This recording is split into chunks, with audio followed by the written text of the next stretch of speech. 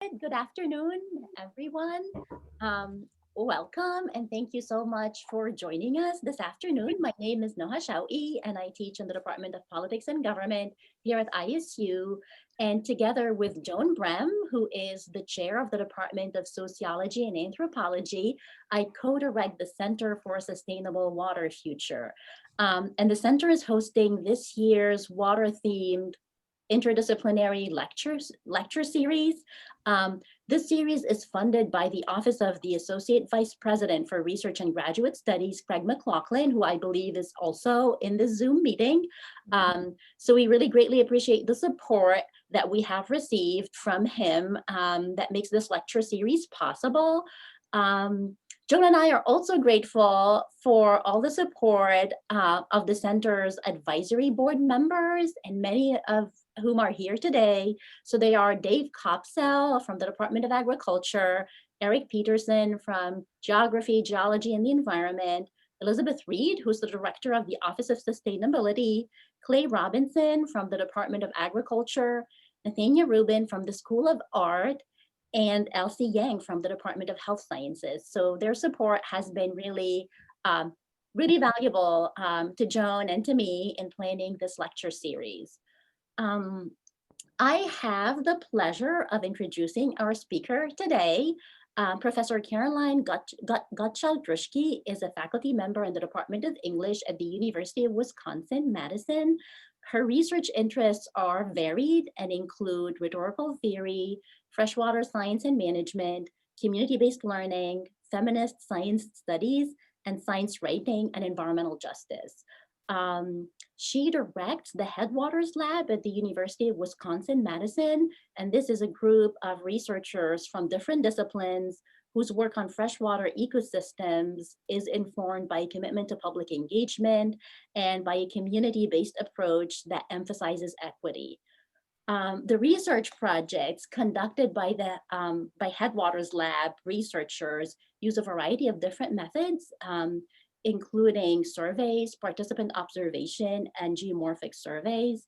And recent and ongoing Headwaters Lab research has been funded by the National Science Foundation and by the Kickapoo Valley Reforestation Fund in the College of Life and Agricultural Sciences at the University of Wisconsin. Professor Gottschalk also received funding from the National Park Service, as well as fellowships from the Mellon Foundation, the US EPA, and the AAUW. Professor Gottschalk received a PhD and an MA from UIC, the University of Illinois in Chicago. She is an Illinoisan, as she just shared with us. And her BA is from the University of Iowa. And she is currently also pursuing an MS in stream ecology at the University of Wisconsin. So we are thrilled to host her today. We are grateful to her for agreeing to deliver her lecture remotely. That was not the plan initially, but we are really grateful for her flexibility and for agreeing to work with us to make this work. The meeting is being recorded. We wanted to have the recording available to post on our website. So I just wanted to let you all know that it's being recorded. And the chat box is open. So feel free to put questions in the chat box. And we hope to have time at the end for Q&A. Great. Thank you so much. Thank you so much for that really nice introduction. I'm really excited to be here, even though the here is virtual and it would be fun to be with all of you physically present. It's really exciting just to have a chance to still connect, and I'm excited to share with you a bit of the work that I've been doing really since arriving in Wisconsin 3 years ago, and to learn more about what you all are interested in. So I'm going to try to present for about 40 minutes. I will keep a timer on myself, so I will try to stay honest to that. And if I have to cut a few things, I'll just cut a few things to make sure we have time to talk. So my talk today is called Living with Floods, Connecting Public Engagement, Storytelling, and Biogeochemical Research to Support Freshwater Systems, which seems like a whole lot of stuff thrown into one title, but I'm going to work to connect the dots as I go. Make sure I can flip slides. 1 second. There we go. So I really want to start by saying that this is all collaborative work. So I'm the person in front of you on the screen talking about this work today, but all of my work is really done in collaboration with others. I don't work alone, which is somewhat unique for an English professor, but that's the way I was trained and that's the way I really like to work. So a few of my really key collaborators are Dr. Eric Booth, who's a research scientist in agronomy and civil and environmental engineering at UW. We've done a lot of projects together and continue to. Tamara Dean is a highly published author and founder of the Stories from the Flood project, which I'll talk about a bit later. And Emma Lundberg is one of my PhD advisees who has taught me a ton about fieldwork and has been really influential in the last few years of my work and has contributed to a lot of this. There are also a whole bunch of undergraduate students and collaborators who I'll refer to throughout the work.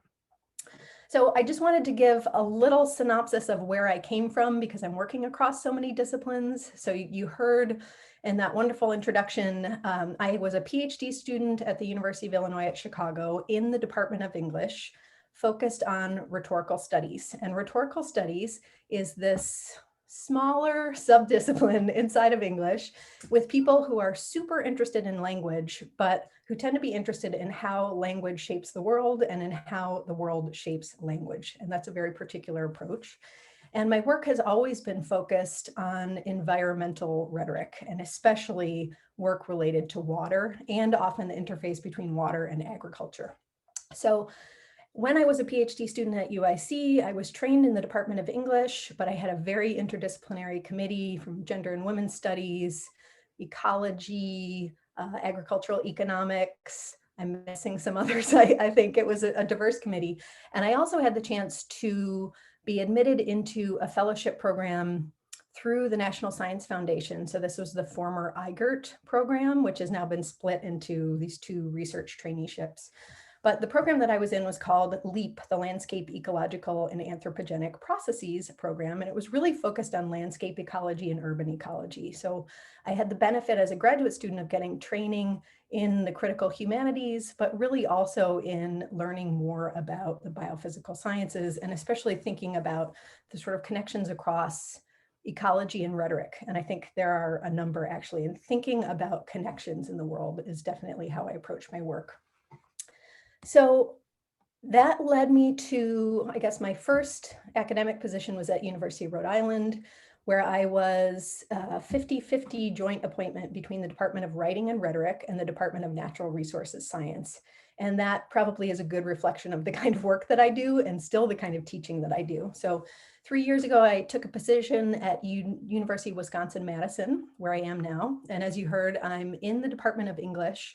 I'm also a faculty affiliate in a number of programs, so in Freshwater and Marine Sciences and in the Nelson Institute for Environmental Studies, which again is kind of a reflection of the work that I do and also the students I tend to advise. So I have graduate advisees in the Department of English who specialize in rhetoric and composition, and I also advise students through Freshwater and Marine Sciences and the Nelson Institute through their Environment and Resources program. So at UW-Madison, I tend to teach courses that are about water and public engagement, broadly speaking. So I teach a course, an undergraduate course every semester called Writing Rivers, which is a community-based learning course. And you'll hear more about that later in the talk. And I also teach an undergraduate course called Rhetoric, Science, and Public Engagement. So my work is really focused teaching-wise and research-wise on these issues.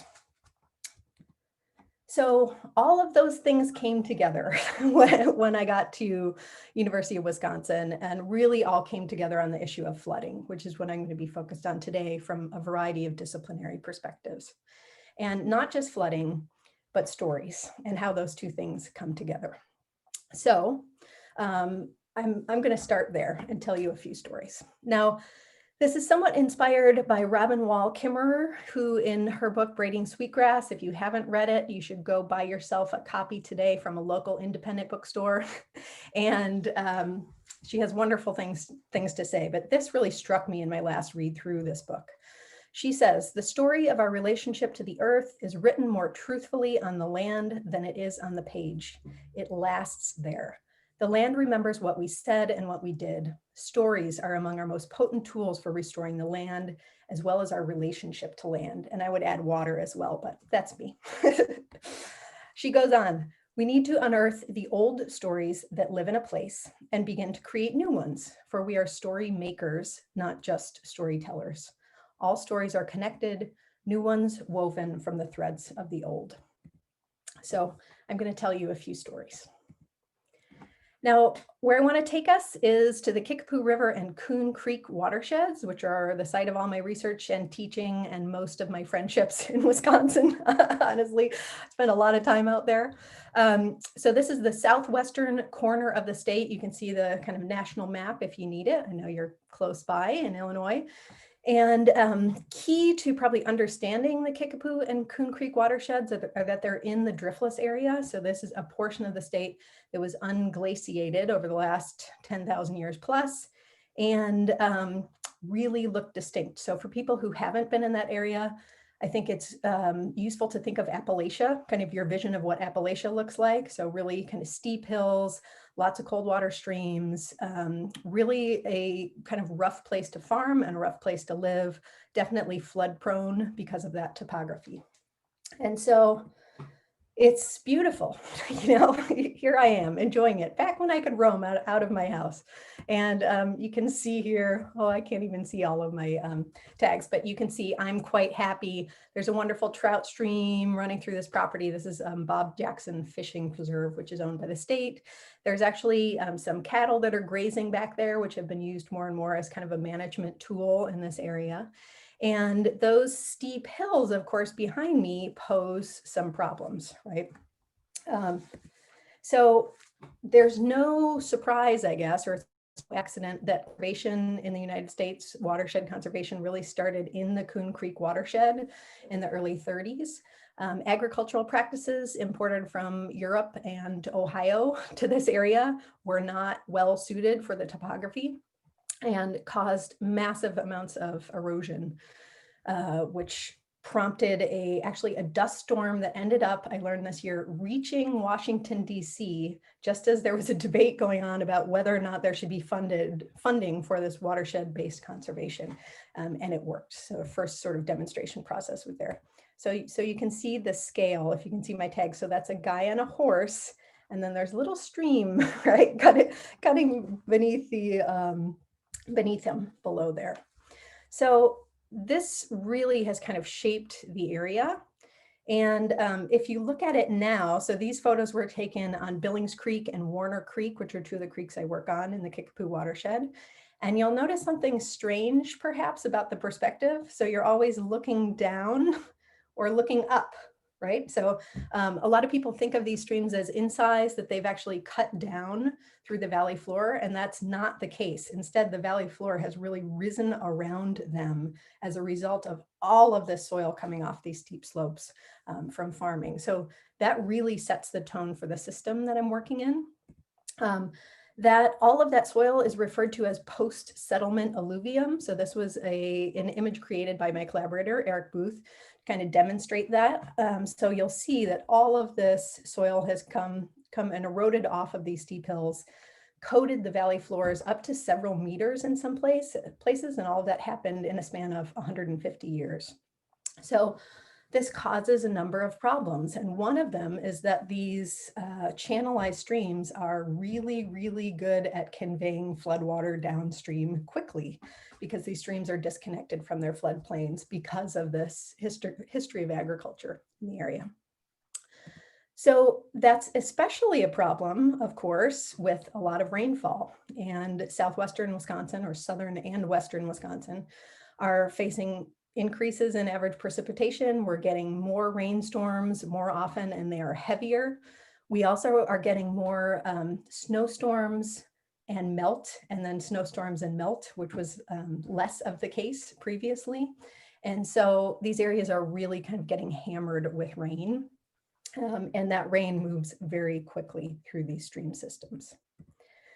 So when I arrived in Madison in fall of 2017, I was really interested in the Kickapoo Valley, interested in the driftless area, had a few connections to people who were working out there. And so through that first academic year, I was working to try to build some relationships and make sense of how I might be useful there, what projects I could plug into, just kind of getting a sense of what people were doing on the ground. So I reached out to a group called TUDARE, which is the Trout Unlimited Driftless Area Restoration Effort. Another group, Valley Stewardship Network, which is based in Viroqua, Wisconsin, doing a lot of work on water quality and also on grazing and kind of supporting farmers and doing rotational grazing.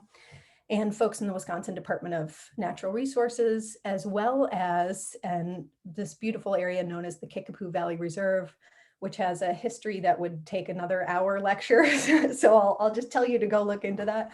I'm doing some teaching with them. So there I am with my students working on a community-based learning project with the reserve. And I was also in the midst of getting started on this project here on the bottom, riparian forests as a stream restoration tool in the Kickapoo watershed. So in talking with folks at the Wisconsin Department of Natural Resources and TUDARE and Valley Stewardship Network, there was a lot of interest in stream restoration, kind of thinking about the impacts of stream restoration in this area. There was a need to do some research into that. So Eric Booth and I got together with my student, Emma Lundberg, and said, okay, we'll build a project around that. This is great. We're in close touch with these community partners and we'll see what we can do there. And then this happened. So in August of 2018, there was massive flooding, actually in a number of places around Wisconsin, including Madison and in my yard, but a large flood in the Kickapoo and Coon Creek watersheds. So we're looking here at Lafarge. I think from this aerial view, I think the river right there in Lafarge is not more than 100 meters across. It really is just the dry bit of bridge that you're seeing on kind of the bottom left. But this storm submerged the town. It submerged Coon Valley, Wisconsin, which was made the national news. I think some people may have seen some of these images in the American Legion Hall. This is a kind of bird's eye view in the bottom left of Viola, Wisconsin. So pretty much every town all the way down both watersheds had several feet of water in a pretty large stretch of the town. A lot of farm buildings vanished, dams breached, really catastrophic flooding, followed with another flood surge just about a week later. And so this flood, not surprisingly, really kind of changed everything. I think it's important to know that this is an area that floods a lot. So people are used to floods. People mark time with floods. There's the 1935 flood and the 1970 flood and the 2007 and 2008. You know, this is something that happens, but the scale of this flood and the frequency with which these flood events are accelerating really had an impact on people.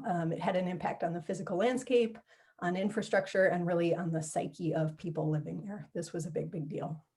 So I want to start by saying what I don't want to do, as I've said here, is to fetishize this trauma, to just think about it as like trauma to really get in and research and pick apart and approach in a sort of clinical academic way.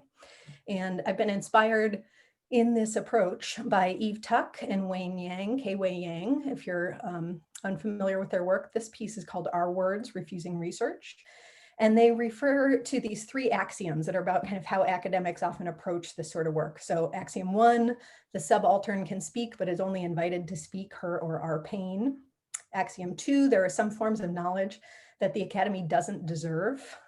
Axiom 3, research may not be the intervention that is needed.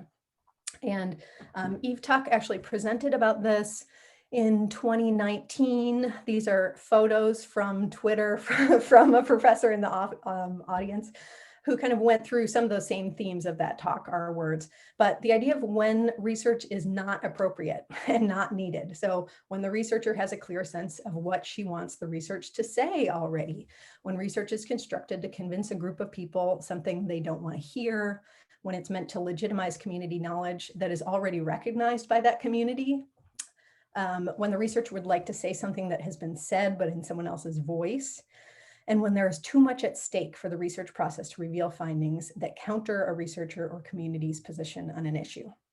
And I'm taking time to present these at the outset because I think they're really foundational to how I approach my work or how I aspire to approach my work, particularly because I'm working across disciplines and because I am heavily invested in trying to not do harm, but to do community-based work. I think it's really, this was an important kind of call for me to slow down my impulses towards research. You know, my orientation kind of like, what research can I do to help you? And recognize that there might be situations where research isn't the only thing or research isn't the first thing to default to. And these last few years have been a great lesson to me in that. So the flood, I do want to say, was an opening. And I hope and think it was an opening really for deep engagement, for thinking about the ethics of research and for collaboration. So I'm going to talk about that in a few different ways. The flood changed our work. It changed our changed our research, and it changed our relationships, I think, to groups in the area. And the R that I'm usually talking about is some version of me, Eric Booth, Emma Lundberg, undergrad students, all of us. So as I said, Eric and I were just getting this project underway, riparian forests as a stream restoration tool. We had proposed, this is work that was funded by the Kickapoo Valley Reforestation Fund, so it was already based there. And we had planned to synthesize available literature. We were going to organize existing data sets and add to them. We planned to assess the impacts of restoration projects on stream temperature and habitat. And then we were also planning to interview managers, which we have done, about the choices that they make about different stream restoration strategies. So going into it, that's what we plan to do. This is kind of pre-flood. But our research captured a flood. These are the picture on the bottom left and the picture on the bottom right. Both of these were taken by Emma Lundberg. The one on the left is Emma trying to drive out of our site and get to high ground at the end of August 2019. And the photo on the right is actually the site itself as she was there. So she wrote about this in a really interesting article, Weighing Out the Kickapoo River Flood, which you could Google. It was featured in Edge Effects with UW-Madison, where Emma really got stuck in our research site with a flood coming. And Eric and I were back in Madison, Wisconsin, and we're frantically texting Emma, Emma, get out of the water, get out, like, go, go, go, go, go. And so she did, and she wasn't able to drive back to Madison, Wisconsin, but was able to get to Viroqua, which is one of the largest towns in the area of a few thousand people, and stay overnight there, and then eventually kind of go up to the interstate and back. And so what we had collected at that point was that we were working through these stream cross sections. So we're looking at an aerial view down on Conway Creek, which is in the Kickapoo River watershed. And we were working across these red lines here that cross the stream and conducting these geomorphic surveys. So we were building these kind of cross sections of stream. And we had gotten through 1, 2, 3, 4, 5, 6, 7, 8 prior to the flood hitting. And of course, we had just been trying to study stream restoration. So these were going to be the pre-restoration cross sections, and then we would compare them to post-restoration cross sections. But instead, we all of a sudden had 8 pre-flood cross sections on this small first order stream in Conway Creek. So we were able to go back and resurvey these. So what you're looking at is actually the stream, the cross section of stream. So for people who aren't familiar with this, if you were, let's say you're standing in the middle of the stream looking upstream or downstream, this is sort of the view of what the stream channel looks like from kind of edge to edge up out of the water. And so the black line is pre-flood, the red line is post-flood, and those are 5-meter increments sort of across the bottom on the x-axis and elevation. And so you can see that just one kind of flood pulse changes stream channels pretty significantly. It really kind of changed the thalweg location, it changed the stream channels, it sort of buried some things and opened up others. And there was 3/4 of a meter of deposition and erosion in some places in this really quite small stream. So then our work went on. We did that on Conway Creek. The next summer, we went to another stream restoration site to again try to capture a stream restoration. This is on Billings Creek. And again, we were looking at how does channel geomorphology change in response to stream restoration. It was also, as part of my thesis work, looking at greenhouse gas flux, so carbon dioxide and methane fluxes, And once again, there was a pretty significant flash flood this time. And so pre-restoration, this is what the site looked like, quite grassy, some hills in the background, actually a really beautiful stream. It kind of broke my heart a little bit that we were restoring it, but lovely. So the project was completed in July of 2019. This is what it looked like. They had actually worked with Valley Stewardship Network to put down some native grasses. That's what's underneath the straw there. And the next day, this happened. So the flood coincided within a 24-hour period of completion of the restoration and just kind of blew out all the native seed. We joked that we'd probably see beautiful native grasses, a couple miles downstream, strewn throughout the valley, but really just kind of demolished the site, which was pretty heartbreaking, honestly, to drive up the next morning and see that. Kind of knew it probably happened overnight from back in Madison. But again, this was sort of an interesting chance to think about, okay, what do floods do? And what do floods do with restoration sites? Floods are really, really damaging to people. And so I am not diminishing that in any way. But it also is a pretty interesting opportunity to make sense of just like what are floods doing to these streams, to think ahead about how to be more resilient in the face of these increasing floods. So once again, we did these pre-flood / restoration, post-flood restoration cross sections. You can sort of see the changes from construction were largely like up out of the channel, and then the changes from the flood are actually those changes in the channel. So the restoration project itself didn't shift things in channel. So we could look at the differences there. The cross-sectional area actually decreased post-flood and restoration, but it wasn't a huge change. Again, and this is, I won't get too far into this because it's greenhouse gas flux, and there's a very specific group of people who are interested in that and others who are not. But I was able to see that methane flux and carbon dioxide flux was absolutely related to stream discharge and mapped onto these flood days. So I did this comparison of marking flood days versus non-flood days. And there was a significant difference in methane and CO2 flux emerging from these streams, which could be important. So what we're learning from that work is that floods can damage stream channels almost as much as construction. Like, they are a large impact on these streams. Also, that construction is less of an impact on these streams. We also, I think, we're learning that the way that stream restoration managers in the area change stream bank slope isn't really enough to do much in the face of these flash floods. They aren't connecting them. The connection is not strong enough between the stream channel and the floodplain. Also, that, as I said, flooding seems to prompt a spike in methane emissions, which will be interesting to learn more about. And these are all things, that our partners were interested in. So Trout Unlimited, Valley Stewardship Network, Wisconsin DNR, the county conservation offices. So at the same time, we've been, as I said, interviewing restoration managers, and Emma Lundberg has done a lot of these interviews. We also ran a research workshop with stream restoration managers who were at the Trout Unlimited Driftless Area Restoration Effort Conference in La Crosse in February, which maybe was the last time I left Madison, I think. And what we learned from that work, and are still learning, these are ongoing, is that managers saw that it was important and really valued making this connection between the stream channel and the wider floodplain. They get that restoration can't just be about looking in stream channels, that restoration really needs to kind of focus more broadly out of the channel.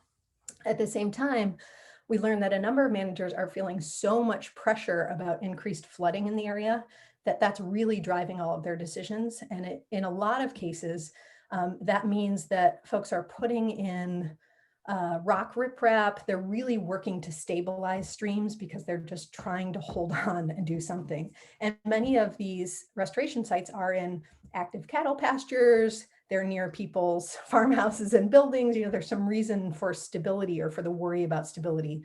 But we saw that managers really kind of broke out in a few different groups on that question of whether or not to just try to lock things down, or whether it's not worth it, or whether they really need to think more broadly about floodplain reconnection. So that work is going on. But I think what I want to point to, and then I'll segue into the more of the sort of flood stories, I think I'm good on time on that, is that floods affect streams, right? We're learning that. So we're looking at how these stream channels are changing.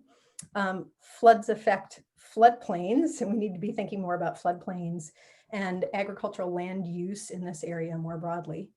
And of course, they also affect people and affect people really dramatically in a lot of cases. So what's happening now in the Kickapoo and Coon Creek watershed, so we're 2 years out almost exactly from that major flood. I know there was a huge amount of concern this last spring and summer and fall. So again, just to point to the sort of cyclical nature of these floods is kind of out the window. This horrible flood happened in August, late August of 2018. It wasn't a spring flood, it wasn't a snowmelt flood. So people are feeling very grateful, I think, that they avoided a catastrophic flood in the area this season in the midst of COVID-19. This is a pretty under-resourced rural area, and that would have been super devastating. There are a lot of conversations going on about watershed planning, so about getting people from the towns of Viola and Reedstown and Wilton and Lafarge together to really think about what can happen and what they should do together. So some of that work is happening as part of this environmental impact statement process in the Coon Creek watershed. And that's these public scoping meetings that are happening. That's going on now. Those are largely related to thinking about what to do about the dams that breached in the August 2018 flooding. There are also a number of conversations that are going on throughout the area in formal and kind of informal ways that are bringing groups together. Marcy West, who's at the Kickapoo Valley Reserve, the director there, has been a great networker of getting people to talk across these different towns to think. And I think for me, it's been a fantastic lesson in the importance of listening to people and hearing what they need and hearing their perspectives on what's necessary. And sometimes what's necessary is understanding geomorphology, like really is understanding how stream channels are changing or the impacts of these floods. And sometimes they're something quite different. So that's what I want to get into now. Let me think, summer, now I'm losing track of time. I don't know, 2-ish years ago, let's say a few months after the flood, I was approached by Tamara Dean, whose photo was in my early slide from the Driftless Writing Center. And she emailed me kind of out of the blue. I think we had actually talked a few years ago about something unrelated on the phone, but really this sort of came out of the blue. And she said, you know, my name is Tamara Dean. I'm working with the Driftless Writing Center, which is an all volunteer nonprofit in Viroqua, Wisconsin. And she said, we have come up with this ambitious project. We want to collect flood stories from folks who were impacted by flooding in 2018. Tamara lived, I think, until last week. She just moved on the West Fork of the Kickapoo and had realized that in the wake of flooding, she was impacted herself. A lot of the Driftless Writing Center folks were.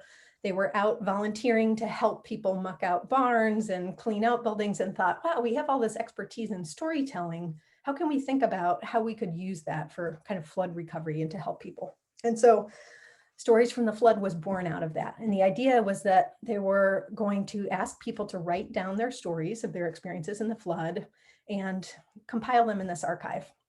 And it turned out that almost no one wanted to write them down, which I think is funny as a writer myself. My biggest fear would be to tell, which seems strange giving this presentation, but would be to actually like tell a story orally. That's not what I would do typically. But no one wanted to write them. So the Driftless Writing Center coordinated a series of kind of listening sessions at local libraries throughout the watersheds. And they would sit down with people and record their stories as they talk through, you know, what happened the day of the flood, when did you first know the flood was going to be bad, et cetera. And so they invited me into that project as they were applying for funding from the Wisconsin Humanities Council to kick off the project. And the Wisconsin Humanities Council required a humanities expert, was the term, which I thought was really quite funny, given that I've been spending time doing all kinds of things, not just humanities, but I was happy to support that and was really thinking about this issue of like, when is research not the only path forward? You know, like, yeah, let's work with people to collect flood stories and kind of see where that goes. And the idea behind the project really was to try to provide some measure of healing for people to be able to talk about what happened to them, talk about what happened to their homes and places, and also sort of recognize that they weren't alone in this, that the whole community was going through these flood impacts. So everyone had a kind of different story, but everyone was really impacted. So we were able to get the funding from Wisconsin Humanities Council to kick off the project, which then started collecting stories in summer 2019. We were also able to secure funding from the Morgridge Center for Public Service, which is at UW-Madison, to create a community-based learning course that would support stories from the flood. And so that's my Writing Rivers class is what does that. We've had students each semester, fall, spring, and then this year fall and will be spring again, working to support the project. So when we were able to visit with other people in person, students in that class worked to collect oral histories. So they would drive out on their weekends and sit in people's houses with them and listen to their flood stories. You know, we heard from one storyteller that he had waited a year to actually contribute his story to the project because it was so raw, which makes a lot of sense, and thought, okay, I'm feeling okay now. I can be, you know, I can sit down with someone and tell this story. And he said, as soon as he started talking, he started crying, you know, and this is like a 65-year-old gentleman in the area. And he said, you know, but the thing was, I looked at the students and the students were crying too. You know, they were just like there with them. These students were fantastic in connecting with people. And so right now our story collection is on hold because of the current situation we're in. But we've collected over 100 stories at this point. It's a really significant archive of flood stories.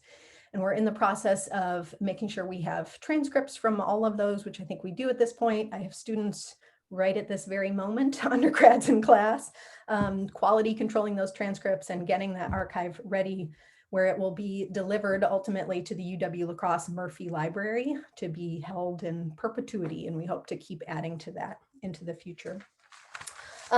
So I did want to just talk a bit about what's in those stories. And I think I have a few minutes to do this. So thinking about what we learned together. And in these photos here, so upper left hand is Tenzin. We have Alex. We have a couple of the Macaulays who were storytellers from the project. And then the photo on the right, this is my student right in the center, Marissa Beatty, who collected a lot of stories and continued to work on the project after the class. So what we learned is that community members are the experts. They lived through the August 2018 floods and so many of the floods before 2008, 2007, 1978, and beyond. An octogenarian friend of mine who was born and raised in the area told me recently that the flood of 1935 was his very first memory on Earth, the flood. When Stories from the Flood storyteller Clinton Bagstad from Westby was asked how this flood compares to previous ones, his answer was simply, it doesn't. We had floods before, he explained, but nothing like this. Another storyteller, Earl Nelson from Lafarge, wondered, I don't know, but it doesn't take near the rain anymore to get the Kickapoo out of its banks. Seeley Wolf from Soldiers Grove put it simply, I mean, it's gotten more severe every year. The hunch that what we experienced in August 2018 is part of a new normal seems appropriate. These watersheds have experienced at least 3 100-year magnitude floods in a decade, and climate forecasts predict this pattern will intensify. The Wisconsin Initiative on Climate Change Impacts offered a report in 2011, which they're finally updating this year, which will be fantastic.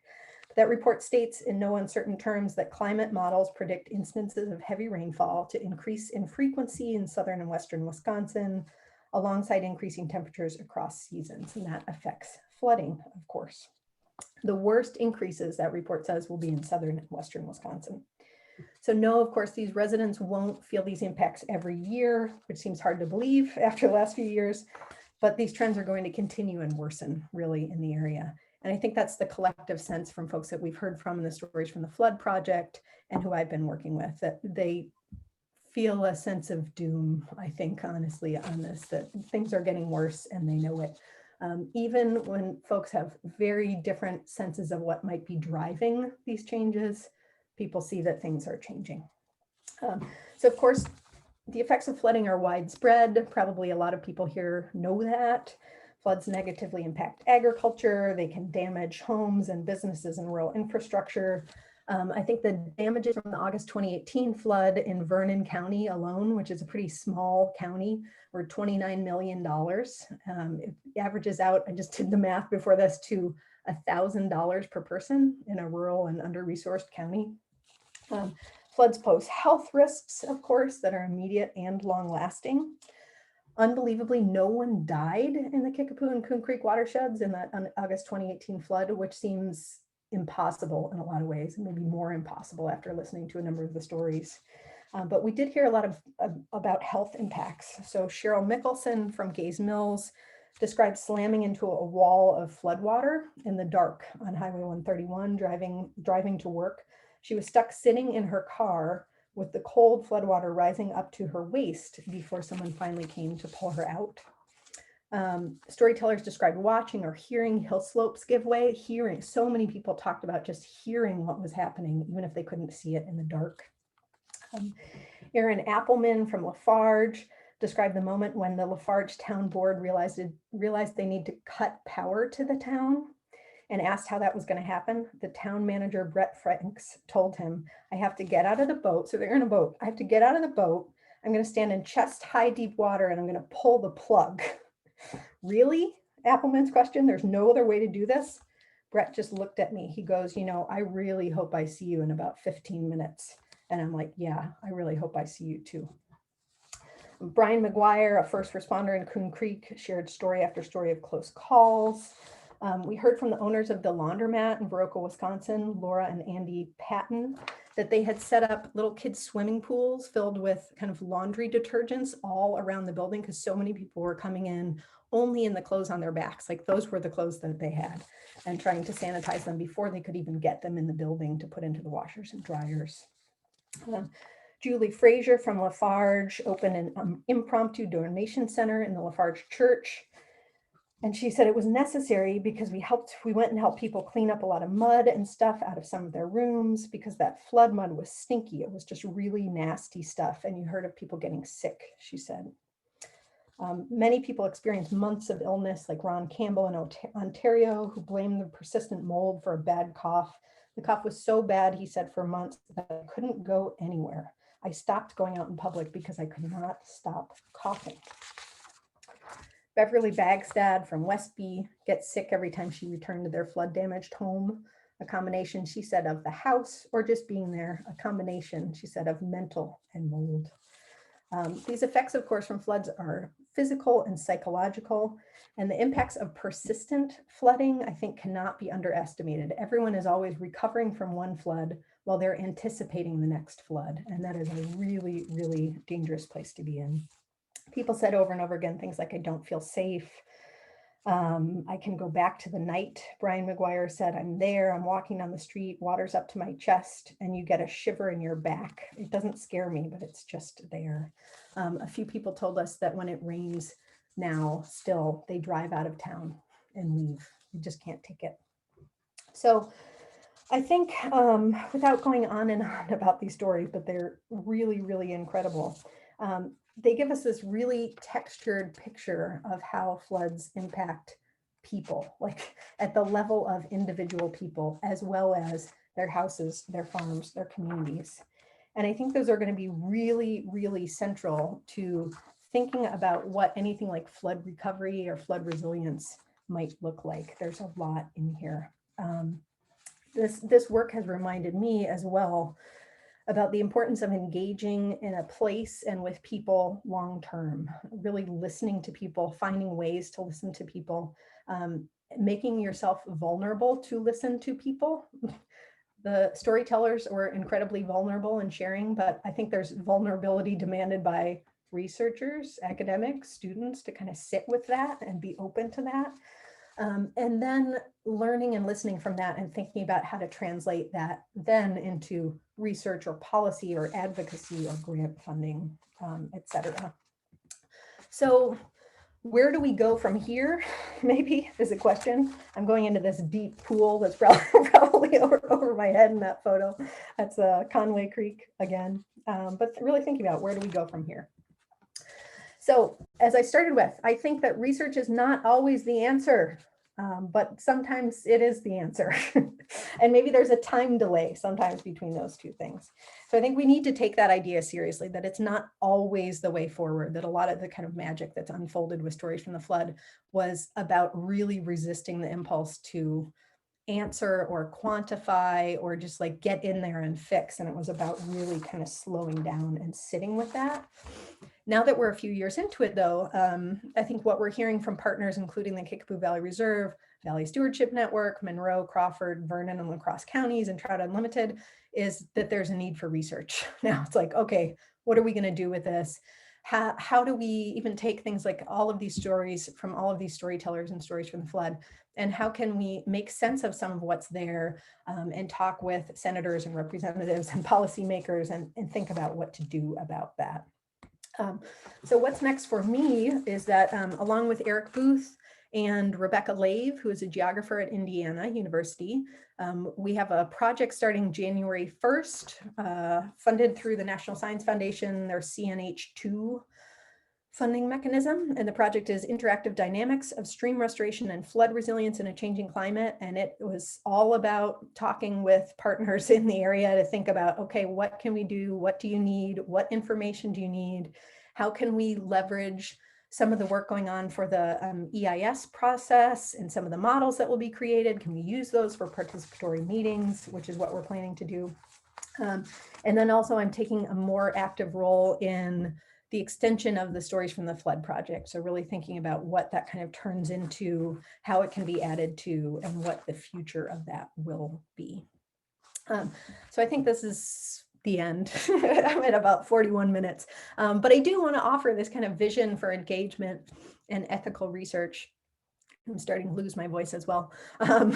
This idea that I want to leave you with is to find ideas, people, and places that inspire and nourish you, to take our time. I know that's a hard thing to say and kind of a quaint thing to say in an academic setting, which I understand all of the structures that are in place to sort of like force us to move more quickly, but to resist some of that and take time to build relationships in the long term. Even if you're going to have students cycle through projects, that the maybe faculty member is the stable person, is the person building the relationship.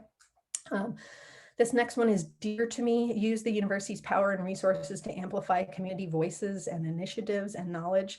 UW-Madison is a well-resourced university that looks a little different, than it did 6 months ago, but there are a lot of resources around. And so pointing those towards community projects has been really a central part of my work. And of course, contributing research, that's what academics do really well, but only when it's necessary and useful. And when it's not, just kind of give yourself, give your time, give your presence, be witness to what's happening around you. And so with that, I'll thank the many funders who have funded this work in ways large and small, all of which were very important to doing it, and close with that and just say a huge thank you for having me and for your interest in this work. And I'd love to answer any questions if we have time to do that and learn about what you're all interested in.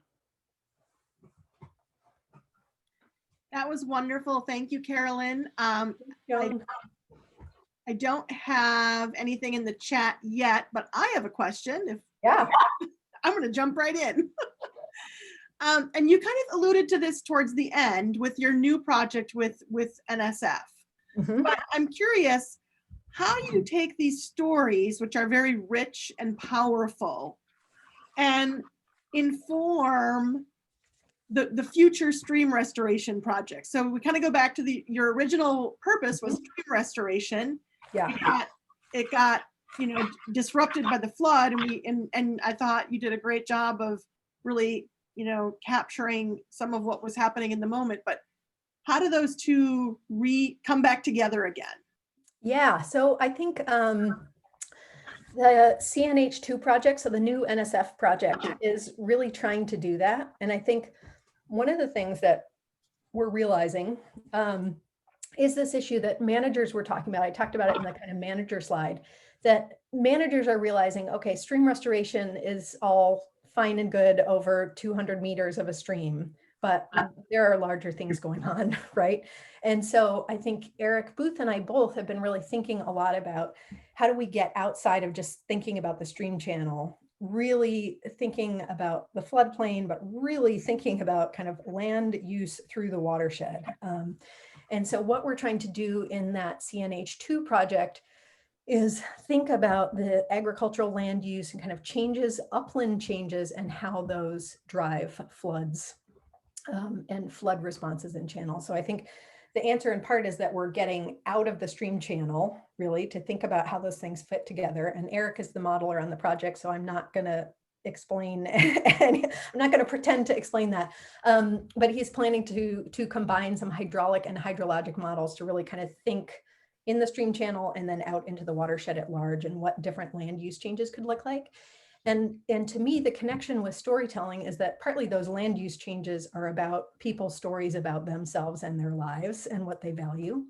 And I think those textured stories about people's lives and their places and what they value also offer some of the limits of possibility. So like some of what are people willing to do, or what are they not willing to do, or what do they centrally value about their lives or their places in ways that cannot change, and what ways can some of those things change, or what sort of futures are possible. And I think that's why I love that Kimmerer quote that I opened with about we're story makers, not just storytellers. You know, it's not just about capturing past stories, but I think it is about envisioning, you know, what is the future? Everyone pretty much agrees in the area that things are changing and that these flood changes are untenable. Like you can't live this way, especially as it accelerates. And so I think there is curiosity in thinking about, okay, like what do we do and how do we narrate this future together?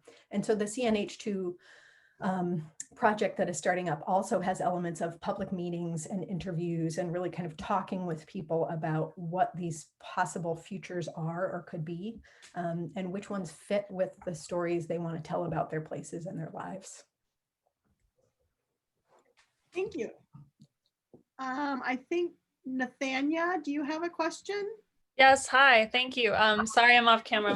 I'm on baby duty all of a sudden, but Understood. I just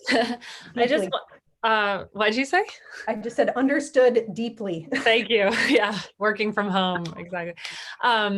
So, well, first, just thank you so much. This is really interesting. I'm so glad that you could do this. I'm so interested in the idea of your rhetorical focus as you sort of started, sorry, you'll hear her, as you led with in the beginning, like what your focus is within English and how it relates to this project. And I'm particularly struck by your critique of research. And I'm wondering, I don't know, this is a little bit abstract and it's not as significant as the actual content of the flood stories, which were amazing, but you know, I'm in art, and it's interesting because we talk a lot about the term research because in contemporary like applications, like our work is always called research now, and that's debated a lot within art. And when you were talking about what I think you were contrasting what's traditionally thought of with research, to me felt very much like artistic research, like what you ended up with, right?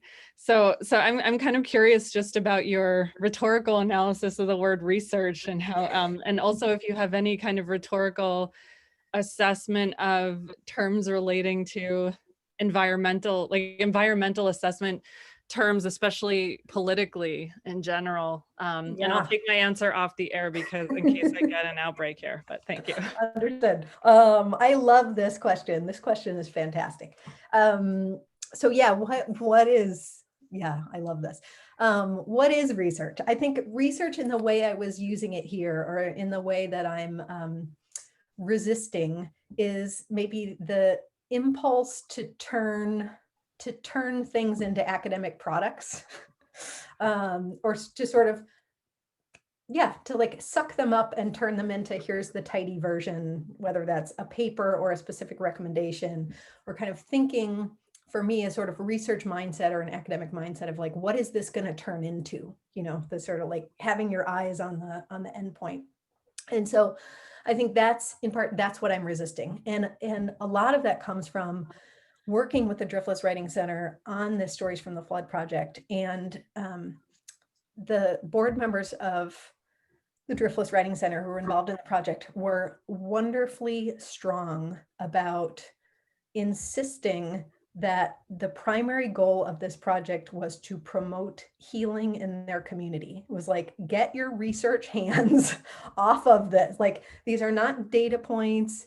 These aren't interviews, like these aren't interviewees. These are storytellers and members of our community. And so for me, I think that was somewhat of a shift in mindset.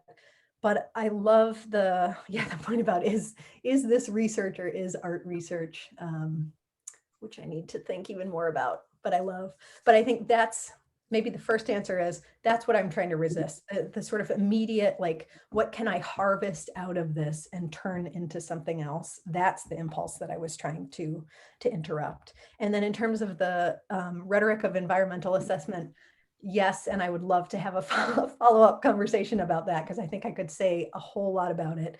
I often notice that there is work that I do in rhetorical studies that is very recognizable as a sort of critical, humanistic, theoretical approach, in which I would take a word like resilience and just totally rip it apart, And then I think in the conversations that I have with stream managers or policymakers, I need to switch into that language because that's the language that they're doing and that it functions in that setting in a particular way.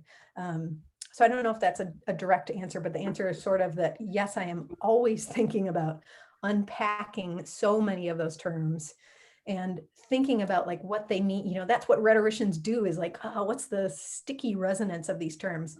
But I also am very strategic, I guess, in who I'm talking with and how, and the currency of what those conversations need to be. And so in some ways, it's like I can kind of set some of my ickiness aside about certain terms, because if I'm in a meeting with a watershed council, like, we just need to talk about flood resilience and we have a sort of shared vocabulary for that. But yeah, that would be fun to talk about more. So I have one final question Okay. for this segment of our, and then we have the faculty forum to follow. But so this is from Keith. Elizabeth Rush's Rising captured moments in which disasters, in her case, Hurricane Sandy and its resulting floods, saw people consider planned retreat and the reuse of land for restoration. Has planned retreat or similarly large ideas showed up in your story collecting? Yes. So first of all, yes, this is a great book. Go get this book. And I am actually teaching it this semester for the first time because a colleague was like, oh my gosh, you have to get this book, which is about many of the places where I've lived and known quite well. And so I'm going to be reading this with my students next month. Like, we're starting in a week and reading through it. I have read it once already. And I think it poses some really interesting questions for the Kickapoo and Coon Creek watersheds, because in some ways, yes, people are talking about retreat. So as early as I think mid 1970s, the town of Soldiers Grove, Wisconsin on the Kickapoo River actually moved because it had flooded so continuously that they kind of emptied out the downtown Main Street and moved it uphill. And so that has been a conversation in the watershed. There are some buyouts happening in some places. And I think there is this tension, however, of people who don't want to move, who sort of aren't satisfied with that managed retreat answer that Elizabeth Rush talks about in great detail. Then I think there's also the reality, which she gets into sort of as well, is like, there are people who just can't leave. Even if they want to leave, they can't leave. So in some cases, these are people who own houses that weren't in the floodplain, but now are. They can't get federal buyouts, but they also can't sell their property. So there are a variety of reasons, I think, why people stay where they do. And there are some conversations about, well, do we need to think on a house-to-house basis, on a town-to-town basis, on a watershed basis? So I think those conversations are kind of unfolding, and there isn't a clear answer about what that will mean. But yeah, the book is the connections between this book about coastal sea level rise and the Kickapoo and Coon Creek watersheds just blew me away. I mean, they're so related. So. All right. Well, I can't thank you enough. I love this talk. I have lots more questions. So I'm going to put a link in the chat to, Okay. for those who may not have gotten the invitation to the second part of this, we have a follow-up, a faculty student forum discussion, very informal. There's no presentation. We have some questions to kind of start off our discussion with Carolyn, but it's really more of the nitty-gritty of how we do this work and why it's important. What are some of the challenges and the barriers? So I'm going to put that link right now in the chat because it's a separate Zoom link, and that starts at 4:15. So we have a few minutes for people to take a quick break, grab something to drink, and then we'll jump back on. So I'm going to pop that in here right now. Right. Oh, I can stop sharing. There we go. So that is now, there we go. Lots of thank yous in the chat. So Thanks, everybody. yeah, so hopefully we will see